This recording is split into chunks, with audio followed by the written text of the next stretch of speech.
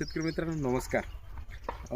आज आपला विषय टोमॅटोमध्ये आपल्या हिवाळी आणि उन्हाळी या दोन्हीमध्ये म्हणजे जानेवारी डिसेंबरपासून तर आपल्याला एप्रिल महिन्यापर्यंत चालणाऱ्या व्हरायटी आपल्याला निवडायच्या आहे। हिवाळी हंगामामध्ये ज्या चालणाऱ्या व्हरायट्या आपल्याला कोणत्या ह्या निवडायच्या।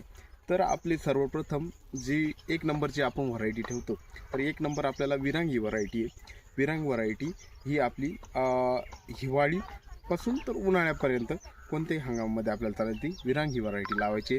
दोन नंबरच्या दुसऱ्या स्थानी आपली जी व्हरायटी ती म्हणजे 1057 ही व्हरायटी आपल्याला दोन नंबरच्या स्थानी निवडायची। 1057 ही व्हरायटी आपण लावू शकतो जी हिवाळी हंगामात चालते आणि तुमची थेट मार्च एप्रिलपर्यंत ती चालू शकते। त्याच्यानंतर तुम्ही तिसरी व्हरायटी जी आहे अथर्व ही व्हरायटी तुम्ही लावू शकता हिवाळ्यापासून तर पार तुम्ही तिचा कालावधी हा मार्च एप्रिलपर्यंत आपण कधी पण लावू शकतो।